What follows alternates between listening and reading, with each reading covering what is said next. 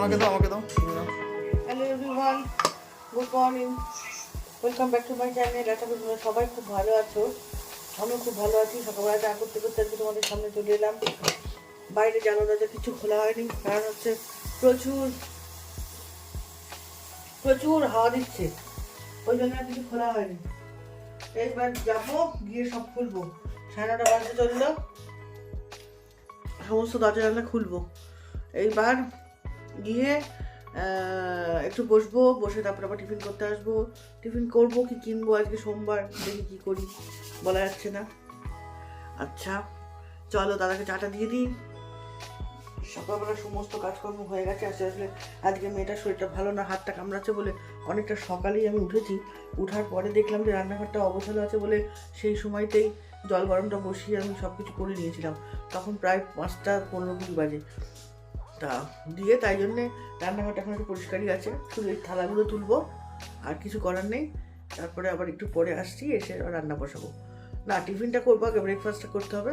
ব্রেকফাস্টটা যাই করি করে নেবো, নিয়ে তারপরে রান্নার দিকে আসবো। আজকে কোনো ঝামেলা নেই, দাদা মাংসটা কিনেই রেখেছে, ওই জন্য আজকে একটু শান্তি।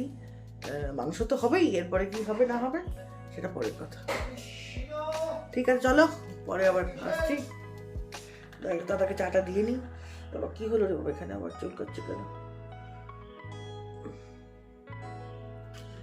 এখানে বাসন ছিল, মেজে ঘুষে নিয়েছি। বাবা রে বাবা, কি ঠান্ডা জল, জলে হাত দিতে মনে হচ্ছে হাত ছিঁড়ে চলে যাচ্ছে। চলো দেখি দাদা চা নিয়েছে নাকি। কি গো, চা নিয়েছ? মর্নিং বলে দাও। গুড মর্নিং সবাইকে, জয় গুরু। চা নিয়েছো সবাইকে? কি বলে তোমার চাকরি খেতে হয়েছে? চাটা যদি বেশি চাপা হয়ে গেছে, এটা তেতো হয়ে যায়, এটা পরে একটা খেতে হবে, চাটা খাওয়া যাবে না। চা খাই বেশি দিয়ে। ঠিক আছে। এত ঠান্ডা পড়েছে, একটু কফি না খেলে হয়? তাই জন্য একটু কফি করতে এলাম। কফি নেশাটা আমার ছিল না, পিউকি ধরিয়েছে আমার কফি নেশা। হ্যাঁ একবারই খাই, আমি বেশি খাই না। তারপর আবার এই কফি টফি করে নিয়ে আবার রান্নায় আসতে হবে। ডাল বসাবো, বেশি কিছু করবো না, মাংস আছে, মাংসটা করবো। কেউ কিছু খায় না, মাংসটা করবো আর ডাল করবো। আর একটুখানি ডালের সাথে রেখে কিছু করতে হবে, না হলে তো খাওয়া যাবে না। এটা ভাজাভুজি কিছু করতে হবে। কালকে পেটো শাকটা খেয়েছি, আজকে শাকটা কিছু খাবো না, ভালো লাগছে না। আজকে ভেবেছিলাম যে আমাদের হ্যাপি মানডে, একটু বাইরে কোথাও গিয়ে খাবো। এত ঠান্ডা পড়েছে না, ভালো লাগছে না বাইরে থেকে বেরোতে। যাই হোক, একটুখানি কফি খেয়ে নিই সবাই মিলে।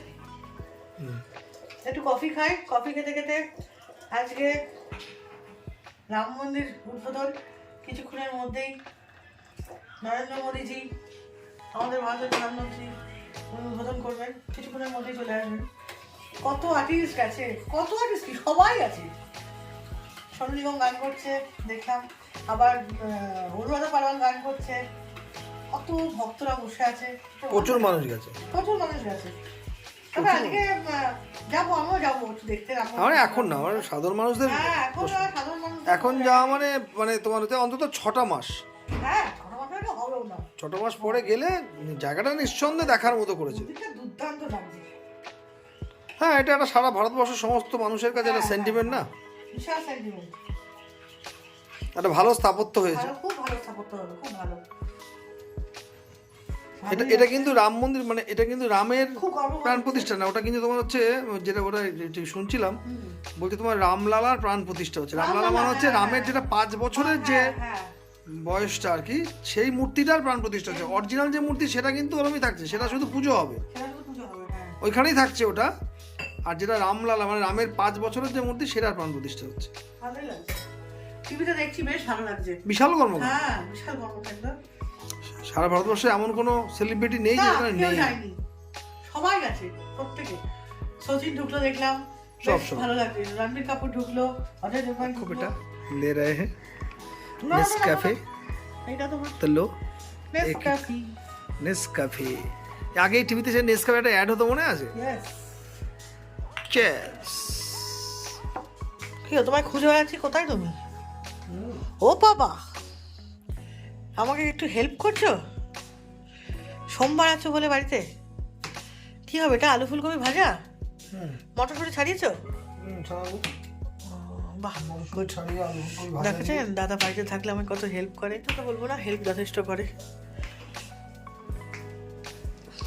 ঠিক আছে, চলো দেখি একটুখানি আমার ভিডিওটা আপলোড হলো কিনা, ট্যাগ ফ্যাগ ঠিক করে দিলাম কিনা দেখে নিই। এগুলো দেখে নিয়ে তারপর আবার আসছি। আরে আমার ঠান্ডা হাওয়া দিয়ে মরছে। রোদ্দুর উঠেছে বটে, কিন্তু ছাদে যেতে পারলে ভালো হতো। ঘরে বসে তো ঠান্ডা হাওয়া তো পেতেই হবে। ডাটা দিয়ে মুগের ডাল বসিয়ে দিয়েছি। এখানে হবে ফুলকপি আলু ভাজা, আর ওই যে মাংস হবে, আর কিছু হবে না। এত শীত লাগছে না, আমার খেতে ইচ্ছা করছে না। যা হবে এই দিয়ে খেয়ে নেবে একটু। আমি একটুখানি ইয়ে করে দিই, কী বলে, একটু হলুদ দিই, নুন দেওয়া আছে, একটু মিষ্টি দেবো, দিয়ে সাঁতলে নেবো, ব্যাস হয়ে যাবে। চিংড়ি মাছ এনেছে বাবা দোকান থেকে। এই যে চিংড়ি মাছগুলো কেটেই এনেছে, বাহ খুব ভালো হয়েছে। কেটে এনেছে, একবারে পরিষ্কার করে জায়গা দিয়ে জায়গায় তুলে দেবো। হবে হ্যাঁ, পটল দিয়ে গোটা এমনি আর তুমি মালাইকারি করতে পারো। এটা কি ভাজা হয়ে গেল? হ্যাঁ, মাংসটা বসাবো। তুমি বসাবে মাংস, তুমি কেমনভাবে করবে? সে মাংস করছি, মানে এটা ভাজাটা কমপ্লিট। হ্যাঁ, আমি তো আলু ছাড়া মাংস হবে পুরো কষিয়ে। মাংসটাকে ম্যারিনেট করে রাখতে পারলে ভালো হতো, সেটা ম্যারিনেট করার তো আর সময় নেই। ম্যারিনেট করার সময় নেই। তুমি এই সব কমপ্লিট হয়ে গেছে, আমি সব সরিয়ে দিচ্ছি। তুমি আর মাংসটা করে হুম আলতা ঠিক আছে, তুমি চল বেরিয়ে যাও, মাংসটা করছি আস্তে আস্তে। দেখো পড়ে না যেন। না, এগুলো সব আস্তে আস্তে তুলে নাও, ছোটোখাটো যেগুলো লাগবে না, বুঝলে? ধন্যবাদ। করছি আর পাচ্ছি না, এত ঠান্ডা পড়েছে, আমার হয়ে গেছে। আমি রান্না থেকে বেরিয়ে যাবো, রান্না থেকে বেরিয়ে যাবো। শাকটা তো বেশি হয়ে গেছে, খাওয়া হয়ে গেছে। একটা আমার করে রাখো। এই যে এই যে এই যে এই যে দেখুন দেখুন দেখুন, মাংস মাংস এদের জ্বালায় এই খেতে খেতে আমার পেটে চড়া পড়ে গেল। আমারও তাই, তোমার যাবে। আর মাছ বা কি আনবো? আমি ভাবলাম একটু মাছ খাবো। মাছ ওই এনেছি তো চিংড়ি, তুমি চিংড়ি করতে পারো, ফোন করে মাংস করে দিতে পারি, কাটা আছে। না না না, এটা মাছ ছিল, যেটাই হবে। না, কোনো ব্যাপার নেই, তুমি চিংড়ি করতে পারো। আমি করতে পারি না। অবশ্যই করতে পারো, না পারি না। তোমার মাথায় হুকুম। আমি করে দিচ্ছি, ভালো ভালো সেও করতে হবে না। এই যে চিকেন ধোয়াটা কমপ্লিট মানে, আর এই যে চিকেনটা হবে না, this is chicken leg piece. Leg piece এটা। ওকে, তা করে নি, তারপরে টেস্ট করিস কোনে। হ্যাঁ, দারুণ হয়েছে। এটা মাংস থেকে তেল ছেড়ে দিয়ে দেখিস, কষানো থেকে তেল ছেড়ে দিয়েছে। হ্যাঁ, আজকে হবে আলু ছাড়া, বুঝলি? আজকে আলু ছাড়া হবে। এর মধ্যে একটু অন্য ফ্লেভার পাবি, কারণ এর মধ্যে গোটা গোলমরিচ গুঁড়ো করে একটু দেওয়া আছে। আচ্ছা, হ্যাঁ, আর আলু ছাড়া হবে সিম্পল, কোনো বেশি মশলা দেখে লাগছে লাল লাল, কিন্তু এর মধ্যে কিন্তু বেশি কিছু নেই, রিচ হবে না। হ্যাঁ, আচ্ছা, তো খেয়ে দেখো তারপরে কেমন লাগে। তবে গন্ধটা হেভি সুন্দর বেরিয়েছে। হ্যাঁ, বেরোবে তো। ওকে, মাংস শেষ করে তারপর দেখাচ্ছি আমি। একদম মাংস দেওয়া হয়ে গেছে, একদম পুরো দারুণ একটা কালার এসেছে। আলু ছাড়া তো। এবার একটুখানি এটাকে কি বলতো ঢেকে রেখে হালকা করে একটুখানি কষিয়ে নেবো। তারপরে এর মধ্যে আরেকটু ফাংশন আছে, সেটা পরে দেখাচ্ছি। আপাতত এটা একটু কষুক। হ্যাঁ, ঢেকে দিই, হালকা একটুখানি মশলা দিয়ে, মশলা ফ্লেভারটা ভিতরে যাবে না, একদম হবে। আজকে রামলালার প্রতিষ্ঠা হয়ে গেল, প্রাণ প্রতিষ্ঠা। ওই তো, সত্যিই তাই, একটা ঐতিহাসিক মুহূর্ত আছে গো। হ্যাঁ সত্যি ঐতিহাসিক মুহূর্ত, আমাদের সমস্ত সনাতন হিন্দুদের কাছে একটা ঐতিহাসিক মুহূর্ত। আর মোদি উফ, কি যে ঠাকুর ভক্ত, শুধু মানে আমি দেখলাম এখানে কি যে মন্দিরটা করেছে দেখ, মন্দিরটা করেছে দেখ, সাজিয়েছে কি সত্যি মন্দিরটা দেখার মতো। হেভি, না বলতেই হবে। হ্যাঁ, দুটো দৌড়িয়েছে, দুটো দৌড়িয়েছে। তার পাশাপাশি এই যে সুইটির মাংস সেদ্ধ হয়ে গেছে, এই সুইটির ভাত মেয়ে রান্না করছে, দিয়ে আসবে এখনই। কমপ্লিট না? ওই যে একদম দৌড় মেরেছে। ওকে, আমি যে দুপুর সকালে টিফিনটা খাইয়ে দিলাম, কি সুন্দর সব কটা খেয়ে নি। দেখ কথা শুরু হয়ে গেল, দেখো কথা শুরু হয়ে গেল। সব বেটে বুঝে দিয়ে শুধু আলুটা পেঁয়াজটা খেলো। মনে খাওয়া না, ভালো লাগবে, দেখ খেয়ে দেখ তুই। ভাজা তো বাবা,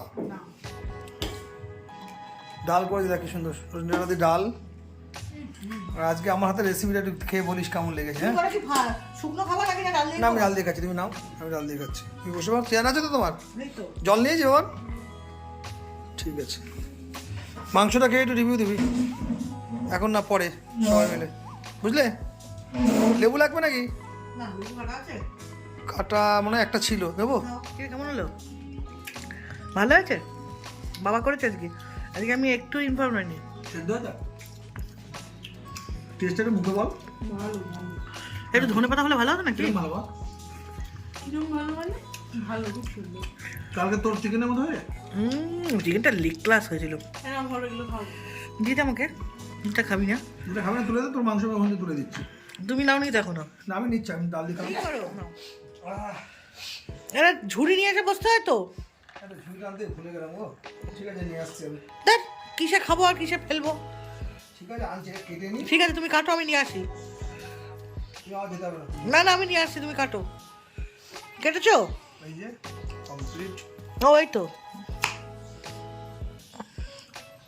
নাও খাইয়ে। বাবা পাঁচশো টাকা ছোট্ট কি পাত্র, মানে তো ছোট্ট পাত্র। এই ঢোকাবে না ওর মধ্যে, ওটা পরিষ্কার করতে হবে, তারপর ঢোকাতে হবে। তুমি এমনি রেখে দাও। হ্যাঁ একদম। নাম খাও এবার। বাহ মিষ্টি আছে। বেরোচ্ছি, একটুখানি ফুলিয়ে যাওয়ার ইচ্ছা রইল, দেখি কতদূর যেতে পারি। ইচ্ছা আছে একটুখানি ওখানে গিয়ে কটা ছবি টবি তুলবো। যদি যেতে পারি পুরোটা, তাহলে অবশ্যই আপনাদেরকে দেখাবো। কারি পাতা গাছ, কারি পাতা গাছ যতই বলুন তবে বেশি বড় হয় না, তবু দেখছি পাতা টাতা ছেড়েছে। আসলে এই গাছটা, এই পাতাটা এত সুস্বাদু, সব কিছুতেই খেতে লাগে। ডালে দিলেও ভাল লাগে, আবার কী বলে আপনার সুজি টুজির উপমা টুপমা করলেও ভাল লাগে। আমি একটু আজকে বেরোচ্ছি, আজকে একটুখানি ফুলিয়ার দিকে যাচ্ছি, একটুখানি দেখি ঘুরতে যাচ্ছি। একটু ঘুরে আসি। প্রতিদিন বাড়িতে বসে থাকতে ভালো লাগে না, একটা দিন একটু যেতে ইচ্ছা করে। আর আজকে 22 তারিখ, কালকে 23 তারিখ, আমাদের নেতাজি সুভাষচন্দ্রের জন্মদিন। নেতাজি সুভাষচন্দ্রের জন্মদিন, এই কথাটা আমাদের সবসময় মনে রাখতে হবে। কারণ আমরা এই সুবক্তাকে, যে কারণ যে যিনি বলেছিলেন যে তোমরা আমাকে রক্ত দাও, আমি তোমাদের স্বাধীনতা দেবো, এই মানুষটাকে আমরা কিছুতেই ভুলতে পারি না।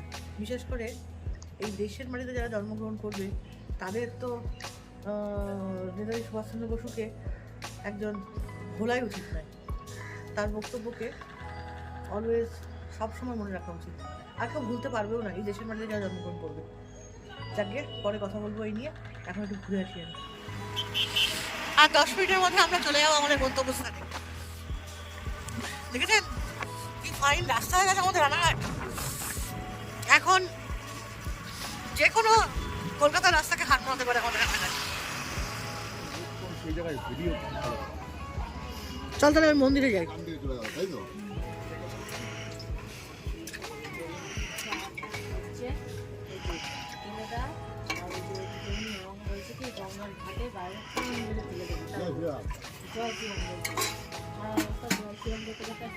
কিছু না করে মানে মজাটা পাই যায়নি, অতিরিক্ত শীত করছে, মুখ দেখাবে না বলে ওদিকে ধুয়ে যাচ্ছে।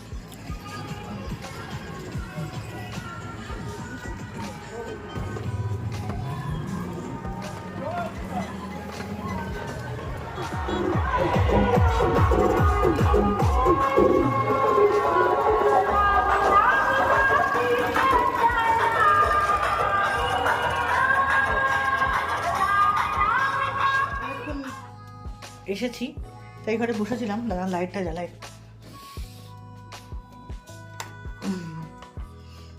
এই ঘরে এলাম, জামা কাপড়টা ছাড়ি। চলুন, মেয়ে পড়তে গেছে, দাদা বেরিয়েছে, যে যার নিজের কাজে সব গেছে, আমি আমার নিজের কাজ করব। জামা কাপড়টা ছাড়বো, ছেড়ে সন্ধ্যেটা দেখাবো, দেখিয়ে তারপরে আবার আসছি। চলুন আমি জামা কাপড়টা ছাড়ি, অনেকক্ষণ ধরে পরে আছি তো, আর ভালো লাগছে না। তবু শীতের মধ্যে তো খারাপ লাগছে না।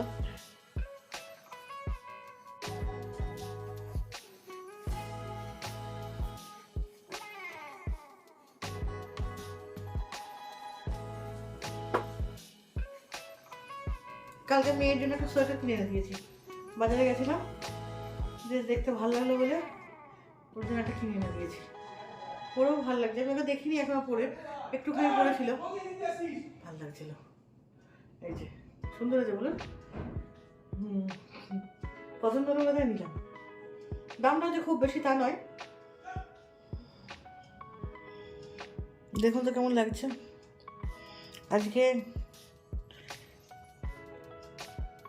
একটুখানি মোমবাতি ধরালাম, রাস্তাতে যখন যাচ্ছিলাম তখন দেখলাম সবার ছাদে, সবার বাড়ির সামনে কি সুন্দর মোমবাতি জ্বালানো। তা মনে হলো যেন আজকে অযোধ্যায় এই মন্দিরটা উদ্বোধন বলে সবাই বাড়িতে জ্বালিয়েছে, তাই আমি একটু জ্বালালাম। আমার বেশ ভালো লাগে, আর এটা বেশ গন্ধ দেয়, তো গন্ধটা খুব সুন্দর, সারা ঘর এই গন্ধে সুগন্ধিত হয়ে ওঠে। আর এই ফুলদানিটা তো দেখলেন কালকেই কিনে এনেছিলাম, তাই জন্য ফুলদানিটা এখানে একটু লাগালাম, ভালো লাগছে না? তাহলে অবশ্যই অবশ্যই যাওয়ার আগে একটা করে লাইক দিয়ে যাবেন, আর শেয়ার তো অবশ্যই করবেন। আর নতুন করে কিছু বলার নেই, সবাই ভালো থাকবেন, সুস্থ থাকবেন। আমি ভালো আছি, সুস্থ আছি। আর আজকে এখানে খুবই তাড়াতাড়ি ব্লগটা শেষ করে দিলাম, কারণ আজকে অনেকগুলো কাজ আছে, সেই কাজগুলো নিয়ে একটু বসবো। মেয়েও পড়ে চলে আসবে, বাবাও চলে আসবে। আর রাত্রিবেলা তো জানেনই তো, সকালবেলা যেহেতু চিকেন হয়েছে, বাবাকে বলেছি রুটি নিয়ে আসতে, ওই রুটি আর চিকেন হয়ে যাবে আজকে। ওই জন্য আজকে ডিনার অবধি আমি আপনাদের গড়ালাম না, এখানেই শেষ করলাম। কালকে আমি আবার নতুনভাবে নতুন রূপে আপনাদের সামনে হাজির হব। আজ এই পর্যন্তই, টাটা, গুড নাইট, সবাই ভালো থাকবেন।